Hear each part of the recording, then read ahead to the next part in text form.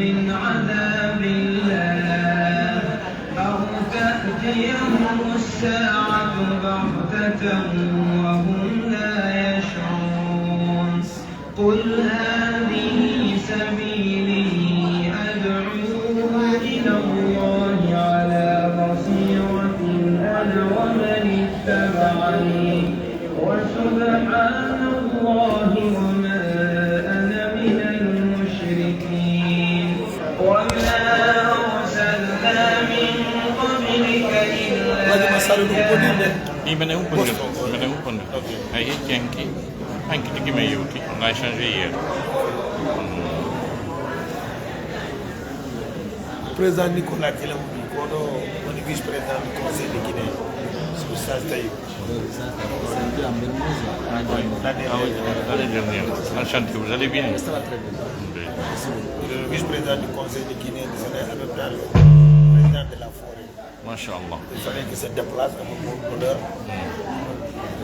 Oui. Merci infiniment. Merci.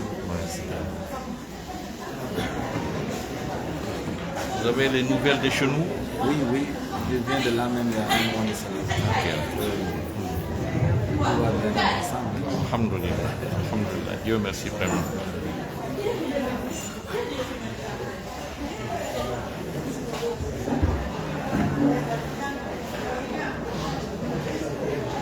Voilà, assalamu alaikum. On salminama, on weltanama. Haray, ɓe habbino ɗen ɓen presque ɓe fof ɓe hewti. Wonande habbino Oustaz Taïb ɓe hewti. Eɗen habbino président conseil o monsieur Wuli Thialé ɓe hewti. Eɗen habbi maare mum rumte ɓe hewti. Eɗen habbino Hajja Halimatu Dalen ɓe hewti. Eɗen habbino Hajja. e Banque. Mama Sall Kutoli. Kubiya ɓe hewti. Haray ko tooli ko tooli. Haray ƴette place après fuɓɓoɗen haray hamɓe kadi ko nganndi maare ɓe moom kanko woni heɓe baɗa délégation molana kanko e Hajja Binta Yombol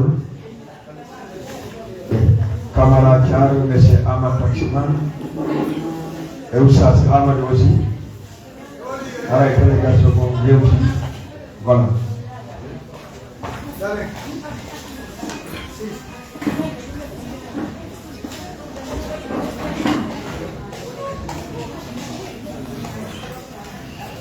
Voilà, haray kala wonɗo ka yaasi cuwaɗo tawede e conférence o naatu jooɗo Oustaz wawa fuɗɗade.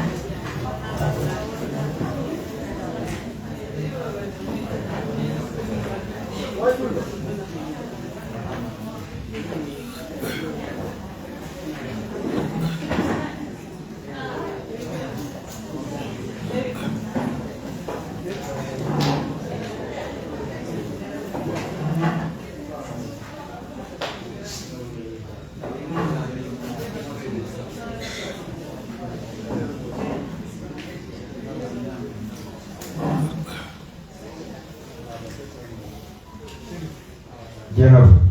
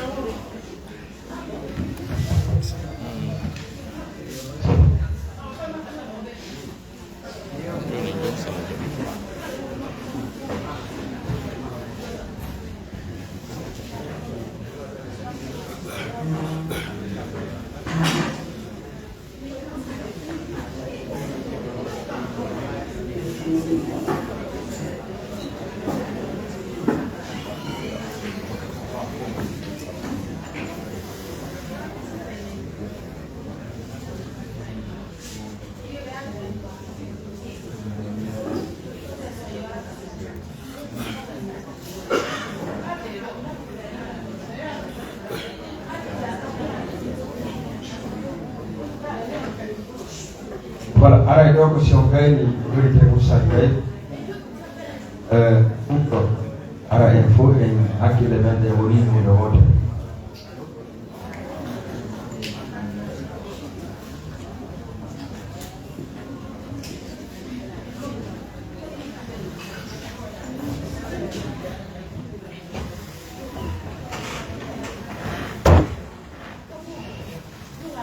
voilà ara yi arta ko mo seeda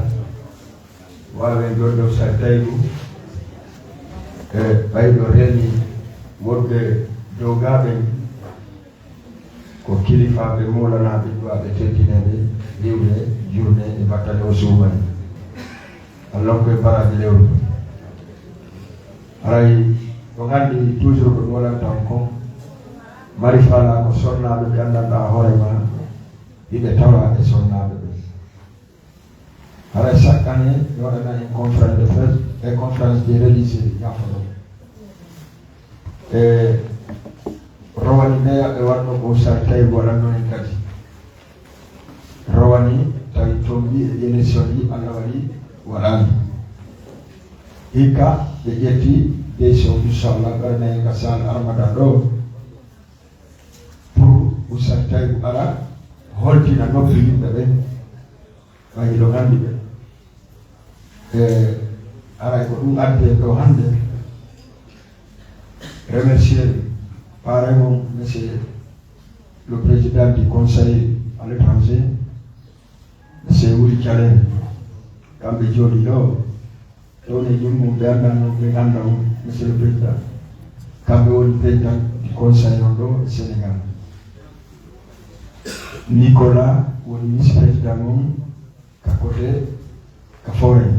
kamɓe kadi wonɗa ɗola aray ɗon andi fédéral on ɗo ɓeɗo goɗɗo président pawɓe ɓeɗo Sénégal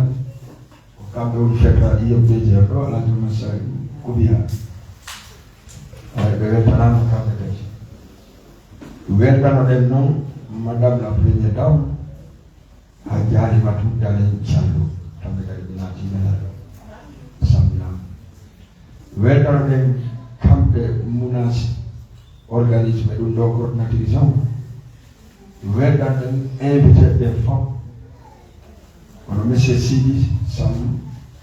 weltandemo moƴƴa vraiment ko neɗɗo wakkila e communauté surtout en monsieur Sidi ƴeɓti salon merci donc monsieur Sako monsieur Sako luñana voilà chef de quartier ɓe andal ak ñeneen ñi jërëngeen def kontaan nañ si yéen vraiment léegi dañuy delloo kàddu oustaz tey avant décoration yi ñëw donc avant décoration yi ñu arab joni tey oustaz tey bu taxaw ko ɓe andinayi piiji ɗi seeɗa après noon artoye kadi ka première partie ka deuxième partie artoye noon e décoration ji ɗi e remerciement kadi par ce que ɗum andi normalement ɓe doit wadde discours de bienvenue mais nere ɗen neɓatara actuel donc wona ye remercie hajja pinta yommo moƴƴa e délégation mum on monsieur Camara Thiaɓe e ɓe mariage monsieur Dieynaba madame Dieynaba Golf trésorier Marifala e mamoudou Fop ala usataygu mi joli ci kongo ngol assalamu alaikum wa alaikum assalam wa rahmatullahi ta'ala wa barakatuh. أعوذ بالله من الشيطان الرجيم بسم الله الرحمن الرحيم شهر رمضان الذي أنزل فيه القرآن هدى للناس وبينات من الهدى والفرقان فمن شهد منكم الشهر فليصم ومن كان مريضا أو على سفر فعدة من أيام أخر يريد الله بكم اليسر ولا يريد بكم العسر ولتكملوا العدة ولتكبروا الله على ما هداكم ولعلكم تشكرون وإذا سألك عبادي عني فإني قريب أجيب دعوة الداع إذا دعان فليستجيبوا لي وليؤمنوا بي لعلهم يرشدون صدق الله العظيم. بسم الله الرحمن الرحيم. الحمد لله رب العالمين وصلى الله وسلم على رسوله الأمين وعلى آله وعلى صحبته أجمعين وبعد. السلام عليكم ورحمة الله تعالى وبركاته. haray musidɓe julɓe tedduɓe neniraɓe an e bandiraɓe an kohoɓe tedduɓe e mawɓe an kohoɓe tedduɓe e responsable ɓe e chef de quartier ɓe e nokku on ɗoɗen kohoɓe tedduɓe kañum e ɓe neniraɓe amen joguiɓe o structure Marifala ɗoɗen ɓe tawata c'est pas la première fois que je tiens une telle conférence et ɗi activité ji maɓɓe jani toujours le choix porte sur Oustaz Taïbou e weltarike ɓe mouradu moƴƴude kamɓe structure on e ardiɓe ɓen fof président on e staff on fof muɗum kohoɓe tedduɓe haray no wonanimmi e ngal ɗo kadi teddugal molanagal kañum e welo welo tiiɗuɗo ndemi tawdete e moɗon e ngal ɗo tumbodiral moɗon par ce que woni coutume chaque soumaye au mois de Ramadan on oɗo structure no organise une conférence religieuse, une conférence islamique. Donc ko coutume ko mbowdi labani mbowdi moƴƴirdi haray inchallah ɓawone mi salminde on no andon activité ji go kat no jokkiti kadi conférence on décoration ji no woodi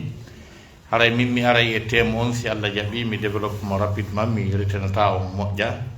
haray thème on ko ɓe inni ko la femme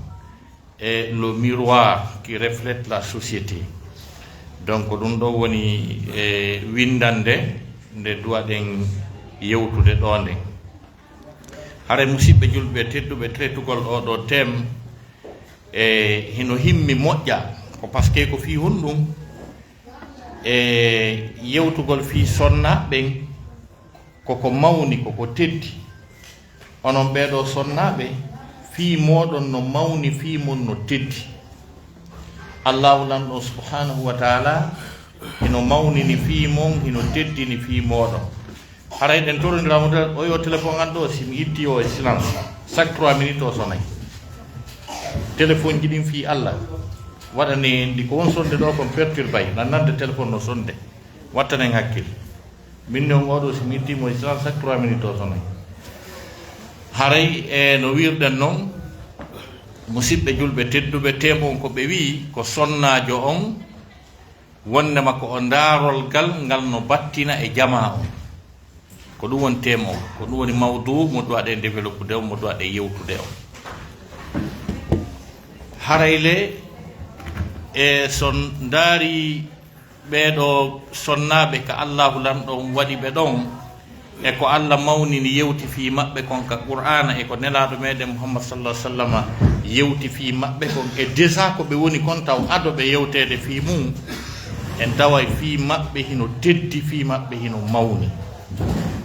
kala mo allah subhanahu wa ta'ala yiɗi faala teddinde aduna wo lahara wo o joganto sonnaɓe ɓen giggol e teddungal kadi si tawi hara mo faala jaam aduna wo lahara wo o joganto sonnaɓe ɓen giggol o joganoɓe kañum kadi teddungal kadi ko waɗi noon déjà e wonugol meɗen ene worɓe ɓen tawo nela sasama ko ɓe maaki annisa'u shaqa'iqul rijal nela sasama ɓe maaki wondema sonnaɓe ɓen bimana koɓe ceekol duyiɓe ɓen sonnaɓe ɓen koɓe ceekol duyiɓe ɓen koɓe ceekol worɓe ɓen c'est à dire koɓe sengo koɓe goya sengo ka andanɗa hoorema si tawi e honno wiyete otowal joggingal pineje 4 si tawi ɗeya pineje 2 wonirde telen ni no wawi iwde ngal yaha kadi haray programme gorko no wawi yaade e ɓaawa sonnajo programme gorko wawata sottude beru centimétre goto si wona hara sonnajo tawa si wona hara rewɓen tawa e adol islam on arde ko kamɓe ɓurno wonde victime kamɓe ɓurano lorrede kamɓe ɓurano tampinede ado diina l'islam kan arde ko histoire on janni en kon ko holli en kon fof ado l'islam on arde ɗon andi oɗo l'islam ko c'est à dire le Coran est révélé au 7e siècle et le 7e siècle correspond au Moyen-Âge européen eɗen andi ko honɗum wiyeteno Moyen-Âge haɗa porto finaali porto anda hayno doloke ɓornote sakko wiye sariyaji e luwaji e droit e jonnitogol goɗɗo haqqi muɗum droit humain hari haalaka fi mum on say au 7e siècle joni noon si tawi sariya ala yurmede ala règle ala loi ala haray ko lowɓe ɓen tampinte joni noon rewɓe ɓen hiɗon andi si quand on parle d'une couche vulnérable on commence d'abord par les femmes si tawi tum règle ala ko wata protége haqqeji maɓɓe ɗi e droit ji maɓɓe ɗi rapidement haray ko kamɓe woni ko fuƴƴete lorde tampine ko ɗum noon waɗi ko argol l'islam on change tan on change yaasi on jonniti haqqille ɗen jonniti teddule ɗen ɗe fof majje ko ɗum waɗi e no jeeya e goɗɗum ko teddini lewru suumaye ɗum koko tawi konko e nder lewru suumaye ɗum alqur'anare nden tippi ko ɗum allah daali chahru ramadan الذي أنزل فيه القرآن هدى للناس وبينات من الهدى والفرقان الله دالي ندو لewru suumaye teddudu ndu alqur'anare nden tippina e muɗum pakko ndu peewal alqur'anare nden ko nde peewal wonande yimɓe ɓen fof c'est-à-dire le Coran constitue une direction une législation pour toute l'humanité hara na wiwgol ko question diina ko chrétien ko ɗum ɗo argol alqur'ana on c'est-à-dire le Coran l'islam prône le bien-être na wiwgol c'est pas seulement les actes d'adoration qui comptent dans cette religion c'est une religion qui prône le bien-être qui prône la cohésion sociale qui prône la quiétude la paix l'entente l'entraide le vivre ensemble sans distinction de religion ni de race ko dina kan arinani kon ko addi l'islam on kon ko ɗum waɗi fewno on sayi hari humanité on no hatton jinni e saria no hatton jinni e législation ko wawiri ko tooñe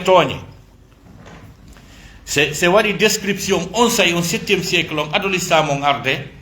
e nder continent ji ɗin jowi ɓeɗo sonnaɓe ko honno ɓe jogorano par exemple dans le continent européen hari ɓe hari e saria maɓɓe fof législation ji maɓɓe ɗin fof ɓe compta sonnajo on e yimɓe ɓen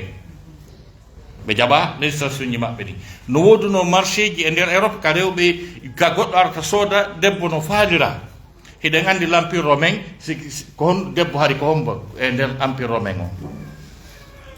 ko ben non addete si tawi ka arenji fuddama pirede gladiateur be ben ko ben addete taw ware jijandan hibbe taw si fudde fi o welu hari ko noro be jogora Europe e nder Afrique hari ko kala bimana lando hulado ko ndare jiwo o okke jiwo landataake sino yidi e sino faala debbo hari ala kongol landataake hay fus ƴettete tun jonne ko ɗum wanno si lamɓe go fillama wonde ma Soumaro Kanté ko yata e honno wete rewɓe temeta 360 famo jombi rewɓe jonnete tun ɓay haray no wula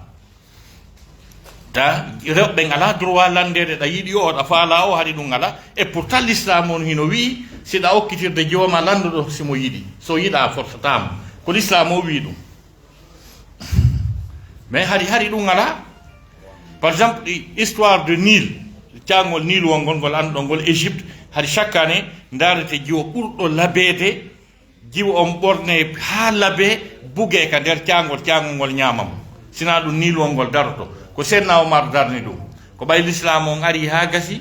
e fewdo tan Seydina Omar ɓay o naɓi gouverneur jo Égypte wiyeteɗo Amr ibn al-As ɓay o ari toon o tawi ɗum no wadde o noddi amirul mu'minin Umar ibn al-Khattab o mi tawi ɗum ɗo dey ko honno gerdeten ɗum fewndike noon kadi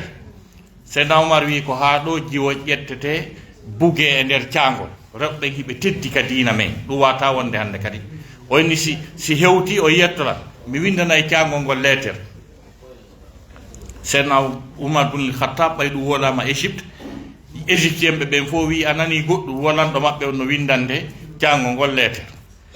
o windi lettere on ha gasi o jonni ɓe ɓeyni Umar si men addi noon ko honno menen e cangol men yewtirta o inni noon ara ha darɗon e hoore cangol ngol janngol lettere an on so gayni janngude lettere an on bugoɗon lettere on ka nder cangol on say ɓe ari ha gas tawi ko windi ka lettere ko immorde amin Umar ibn al-Khattab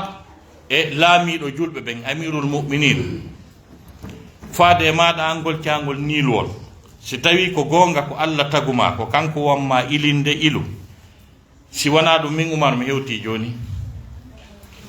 ɓay ɓe jangi ɗum ha gasi cangol ngol tawitangol sabba Umar tawangol ɗon ngol ili jiwo bugaka toon nde ñande donc ko ɗum ɗon accini ɗum ɗon donc wona continent asiatique en haali fi Afrique men ga hay gantinga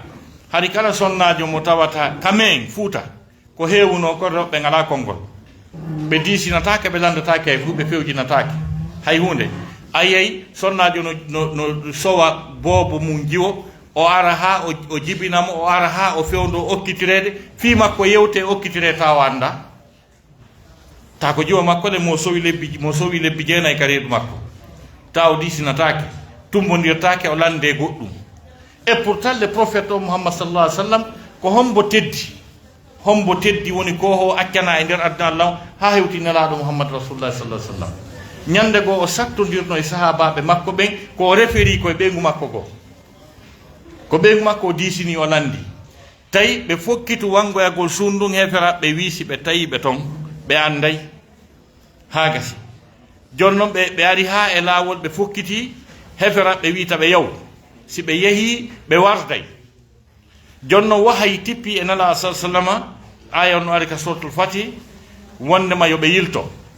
nela sallam maki ko mi yiiɗo ko yen fembo ɗo ma ko a foɗe yiltode sabaɓe wi o waye ɓay tun en fokkiti en hewtoye ko watta o waɗay nelaɗo jeejirɓe hunde ɓe sali few on faami ha Seydina Umar wi ene nelaɗo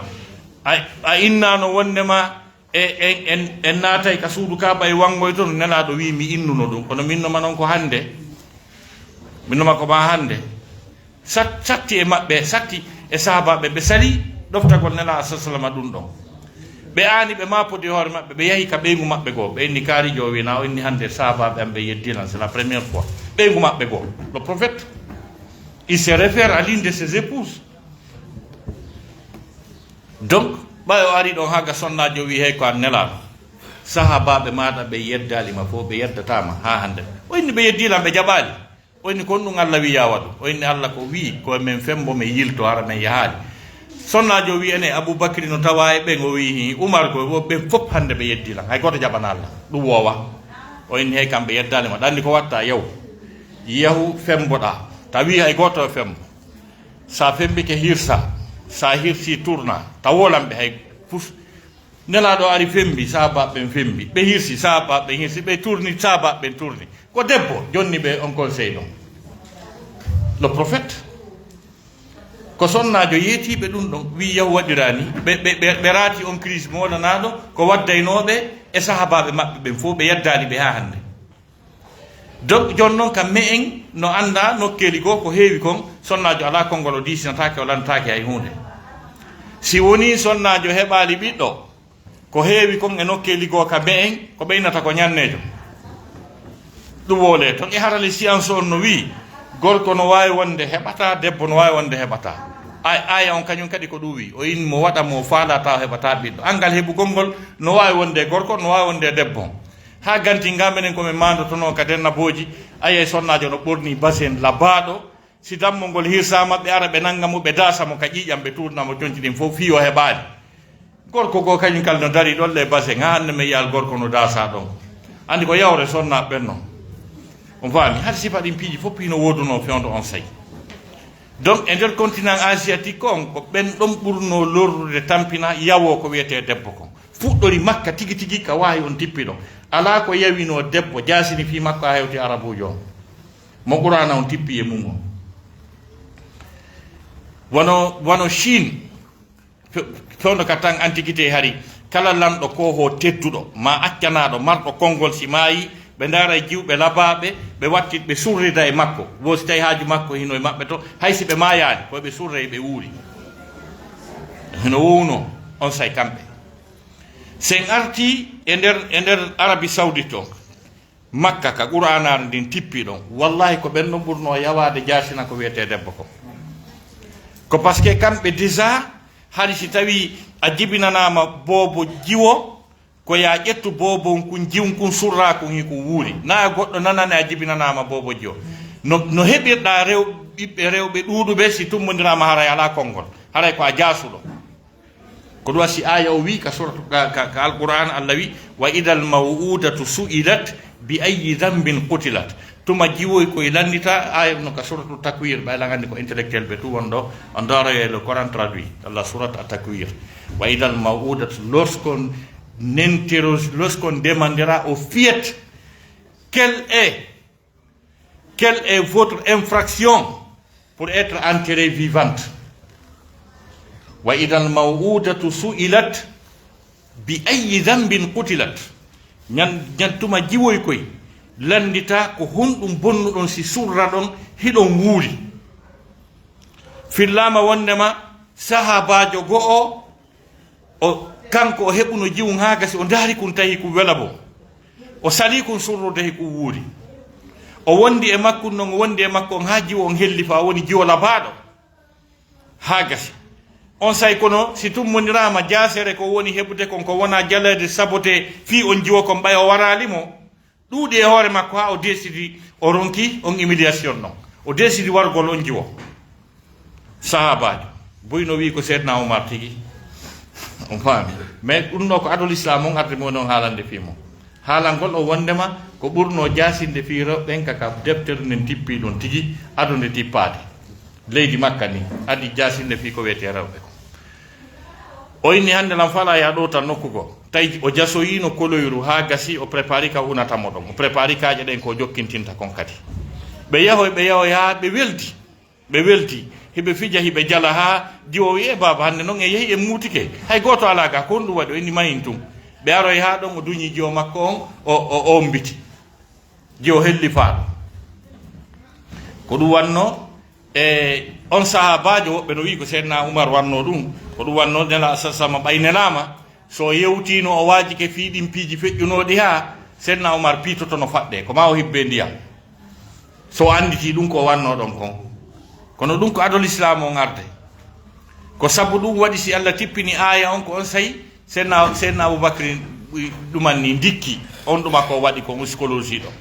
ko allah daali ɗon qul ya ibadiya alladina asrafu ala anfusihim la taqnatu min rahmatillah inna allaha yahfiru dhunuba jamia hey ko ay yo Muhammad yetano lan jiyaɓe am bonnuɓe ha fiƴƴiti ɓe sikki mi yafota ko ɓe innuɓe mi yafoto kala ko goɗɗo bonni mi accanimo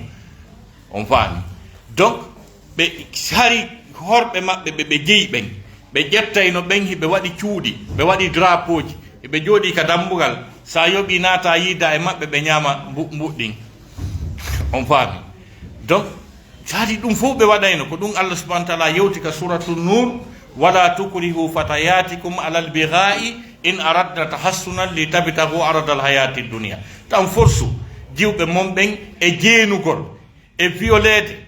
tawa na e sago maɓɓe kono koye ɓe waɗu ɓeeɗa hen ɗo mbuɗɗiñama adolislam on arde hari ɗum cette pratique a bel et bien existé dans la grande Arabie avant l'avènement de l'islam donc hari kadi teŋe ala jiwo mo falɗa o goɗɗo ni joni simmiɗo mari ɗo jiwo miñirawo ɗa mari jiwo miñirawo e wattitay tum jiwo yiɗi yiɗa haɗi ɗen dewle hiɗe woodi hari kadi happaka rewɓe nayo a jombayaka falɗa o ala ka hatti hari kadi jombiday goɗɗo jombiday nen gotoɓe ɗiɗo hari ɗum foppino nder ton donc hari ɓe konta sonnajo hay hunde déjà hari hino wodno kadi ko ɓe waɗayno ko ɓuri ɗum ɗon hurɓinade si père de famille ma yita no jogui rewɓe bus ha gasa no mari ɓiɓɓe buy ɓiɓɓe ɓe wiya e wonnema goɗɗo go andata ko babe maɓɓe andi kon e ɓeyguli mum ɗi mo kala no jombude nene oya allah dali wala tankihu ma nakaha aba'ukum minan nisa illa ma qad salam taw jombudey ko babe mo jombi kon sina ko feƴƴi kon mi acci kon taw wattu hande kadi jaka o moye wonɗon ka donc ko haalal ngol o wonnema piiji buy feƴƴi ko l'islam on ari jonniti on onon sonnaɓe ɓen haqqe mon on holli ko on kanŋe ko on jaama sikkunoɓe wondema awa sonnajo on est ce que kaka yimɓe ɓen o tawa mana ka yimɓe ɓen allah subhanahu wa taala ko o wi'i wondema ben meɗen adama mo adi tagude on ko e makko ko matériel ittaɗo e makko ɓeygu makko moƴƴinira ya ayuhannas ittaqu rabbakum alladi halaqakum min nafsin wahidatin wa halaqa minha zawjaha wa bassa minhuma rijalan kasiran wa nisa hule allah on taguɗo on fof e wonki gooti ko ben meɗen adama wa halaqa minha o tagi ki wonki ɗon zawjaha ɓeygu makki ko ɗum wonnene hawwa yiltoyi hari rewɓen ala droit à l'héritage ɓe ronata eɗen andi koye ha joni nokkeli ko kamen toon ɗum ala wiyete debbo ala geɓal leydi bammo mais c'est archi faux no ka Qur'an article ji ɗi no tabite ka Qur'an ka législation islamique wondema rewɓe no mari geɓal e dondi déjà gorko satta hundukojo ɗon ko heɓata kon koye debbo on qisa allah wiyaɗi wondema ko ɗum ɗo gorko on mari allah ko wili zakari mislu haddil unsayeyi gorko no mari geɓe ɗiɗi rewɓe ɓen geɓe ɗi ko rewɓe ɗiɗo ƴettata gorko goto ƴettata a andi déjà an gorko satta hundukojo ɗon ko heɓuɗa kon ko ɗa qisa taw on ɗon landatake simo mari si tawi o heɓay ko fi on ɗum buy sikkay l'islam nun ɗa ko ɓuri debbo on ka l'islam mo mari nokkeli buy ka o heɓa par ce que ka l'islam ɓiɗɗo debbo iwi ka o jibina tan ha o jombe ko holtata kon e ko ñamata kon e ko cuɗortata kon fof ko ben makko rondi ko dongal ben makko donc si o jombama o yeehi hande kadi modi makko tekki rondike kanko holtintamo ñamminamo loosamo ñawdamo ɗi fof ɗi jeynayi sappo hari kadi ara nu woɗɓe ɓe mbiya rewɓe barmina ɓe allah l'islam on ari wi rewɓen ko yoɓe waaje ɓe jeeje si hewtoyi piwgol ndaare piggal ngal l'islam wi o goɗɗo piiɓeygu mum ngol dey wo ko ya piiw kono hara batte ko piiɗa kon yaltaali ko ya tappu kono hara yiyatake ka ɓanndu anndo a tappiɗo ko ndun e piggal noon na yo batte piggal yaltu na kadi yo yeeso ngon meme hay fus ɗin ɗon piiji fof donc teŋe on kañum kadi ko rewɓen koye ɓe teŋe koko ɓe wi kon kadi ko ɓe landi kon na ko falɗa kon goy ko tanke ɓe wiyali yoni ko yaaddu on andi seydna oumar bul khattab ko sahabajo ñaaɗunoɗo ha feƴƴiti ɓay o tawi teŋe rewɓe woni exorbitant ɗuuɗi ha sukaɓe joni ala moye jommugol ñande go himo julnude en tant que lanɗo julɓe ɓen fof ka woni wadde khutba on ɗon o inni rewɓe huule allah ɗuyte teŋeji mon ɗin so nani no wiye ɗo liberté d' expression ko l'islam jogui ɗum ka seydna oumar wonno darimo wadde khutba ka juma debbo immi o inni oumar kon nanguma hunduko ma no hewti teŋeji amen président de la république on go wona wolanede debbo dari o wi ko honɗum nanguma oumar hunduko ma no hewti teŋeji amen ko haalama noon seydna oumar accaali ha gayno wi accanenan hakke o continue khutba makko hande président de la république no wawi darade ɗo debbo immo wiya ko ɗum nanguma yaltira ni liberté d' expression ko l'islam jogui ɗum on faami donc sifa ɗiɗo piiji fof l'islam on no jonniti sonnaɓe ɗin haqqeji en même temps kañum kadi sonnaji on kañum kadi si jibini ɓiɓɓe kanko e moodi makko si ɓiɓɓe ɓe gayni haaju woni nafugol nene maɓɓe ma baaben maɓɓe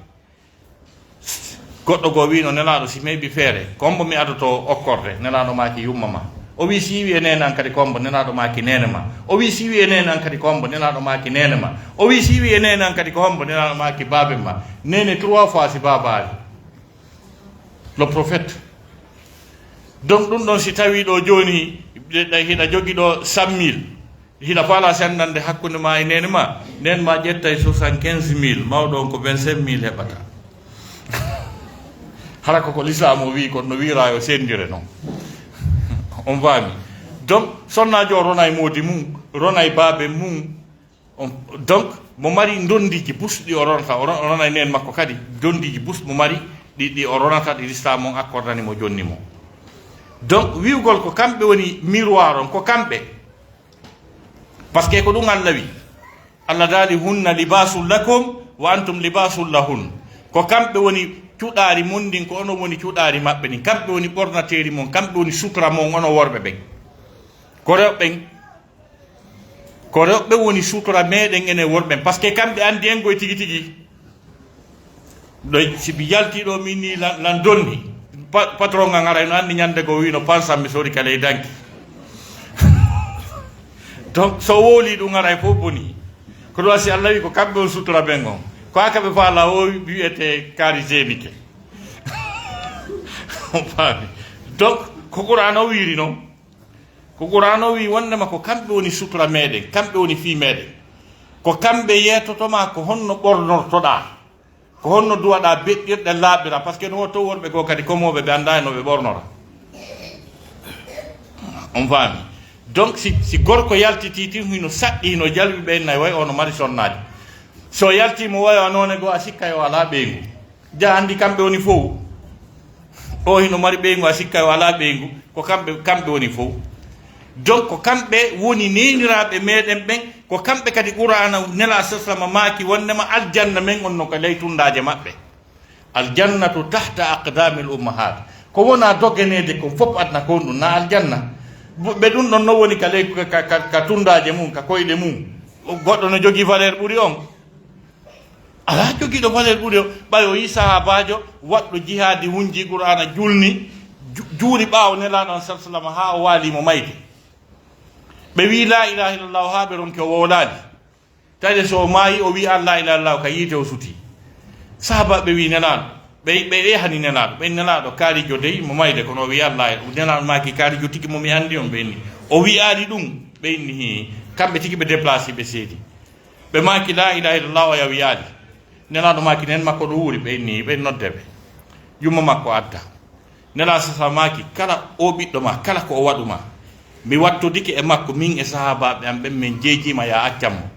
debbo o wi hay fof so waɗalam nelaɗo maki awa adda nela leɗɗe yorɗe adda yiite huɓɓa nela maki ukkemo nder debbo wi sunnon ɓiɗɗamo o wi si tawi accanali mo sumoya yo fuɗɗo ɗo kisa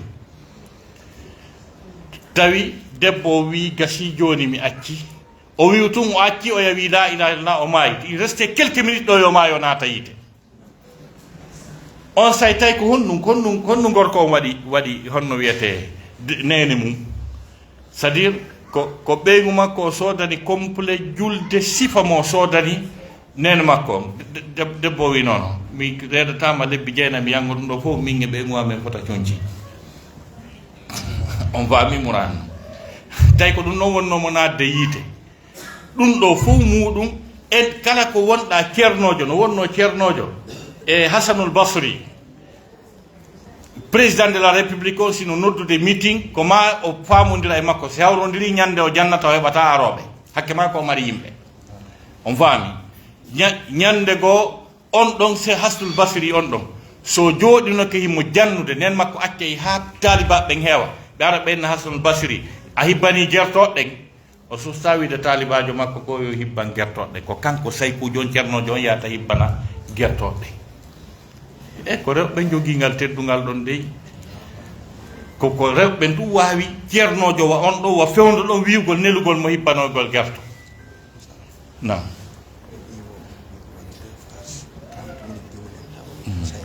si Allah la inchallah